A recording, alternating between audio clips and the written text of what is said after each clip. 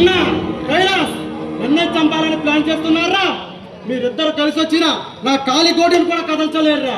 రే సిద్ధార్థ్, ఈ మృత్యు మందిరంలో అడిగి పట్టిన నువ్వు ఇక్కడ నుండి ఎట్టా పోతావో మేము చూస్తాం.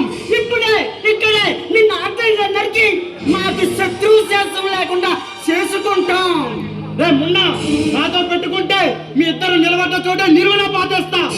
రే మున్నా, మనుషుల ప్రాణాలతో తలగాటమాడి మిమ్మల్ని అడ్డంగా నరికి ఆ కాళికాదేవికి బలిస్తాను. సిద్ధార్థ్, మా గురించి తెలిసే మాట్లాడుతున్నావా?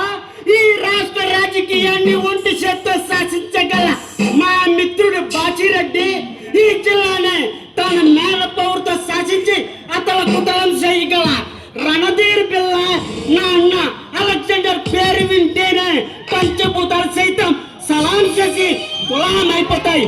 అందులో నువ్వెంత మెట్ట పురుగు అంతా నిలిపేస్తాం.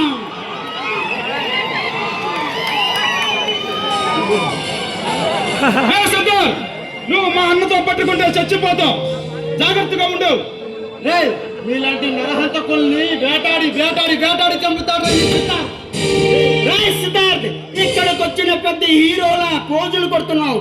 ఇక్కడికి వచ్చిన వాళ్ళని ఎందరినో అడ్డంగా నరికి 6 అడుగుల కోతులు అడ్డంగా పట్టి 6 నెలల తర్వాత వాళ్ళ వెన్నెపోసుతో సమాచారం చేయించుకున్న చరిత్ర మాది. నువ్వు కాలేజీలో యూత్ లీడర్ అయినా విరవీగుతున్నావు. మర్యాదగా జాగ్రత్తగా ఉండవు. మున్నా, నువ్వు తీసిన 6 అడుగుల కోతులను నిన్ను నీ అగడి కప్పట్టి నీ అష్టమందిరాలను లేకుండా చేస్తా. నువ్వు కాలేజీలో శ్రీదేవరమ్మని లవ్ చేసి చెప్పాలని తెలుసు. ఆ కేసు కోర్టుకొస్తే నీకు జైలు శిక్ష పడుతుంది. జాగ్రత్త. నిన్ను కోటేశ్వరం చేస్తా. మామూలు వదిలే. సిద్ధార్థ్, ఈ ముంబై డాన్ మున్నా పేరింటే మున్నంగి నుండి మోపార్ వరకు, బెంగళూరు నుండి బొంబాయి వరకు ప్రాణ భయంతో గిలా కొట్టుకుని చచ్చిపోతారు. మున్నా, ఈ సిద్ధార్థంలో పెట్టుకుంటే అమ్మోరు తల్లి జాతరలో వేడతలు నరికినట్టు రప్ప నరుకుతావు.